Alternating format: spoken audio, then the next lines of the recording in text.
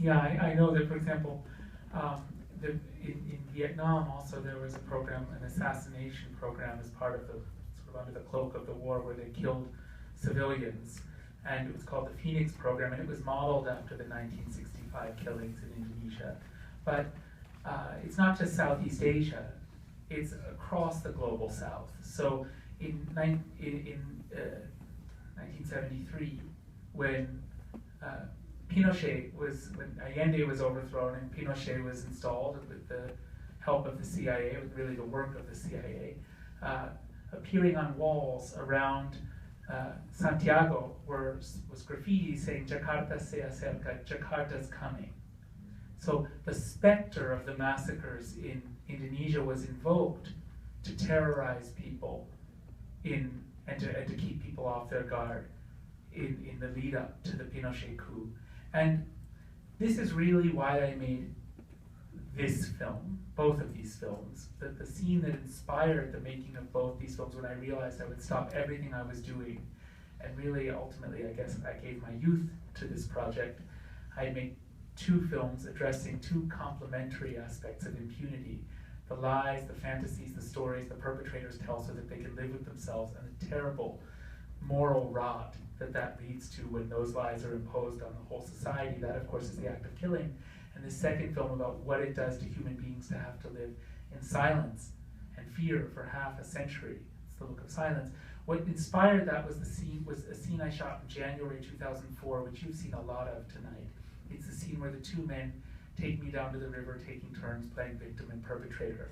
Because while they help each other down that grassy slope, and they're suddenly very human and fragile in the midst of this awful boasting, I had this feeling, my God, it's as though I've wandered into Germany 40 years after the Holocaust, if the Nazis were still, only to find the Nazis still in power. If the rest of the world had celebrated and even participated in the Holocaust while it took place.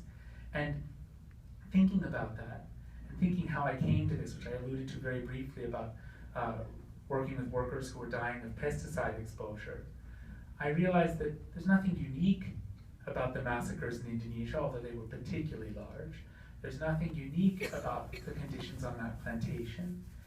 And I realized that this story, what if the Nazis had won, may not be the exception to the rule, may not be this unique, surreal scenario from science fiction.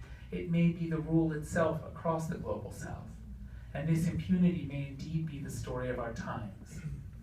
Your question about whether I would consider making a third part or a third film about American involvement, because it's a repeatable experiment, one could make these films in many parts of the South.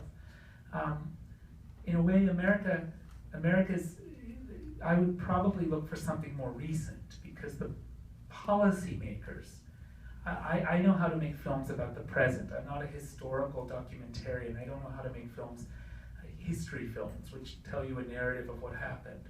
But it could be interesting to make a film about perpetrators of these sorts of crimes with Americans, and the men involved, the people at the level of policy who were involved with these crimes in 1965 are in their 90s, or because they were in their 30s at the earliest, 40s, more likely 50s, many, back in 1965. But one could do a similar film about American perpetrators that's much more recent. I mean, really very, very, very recent.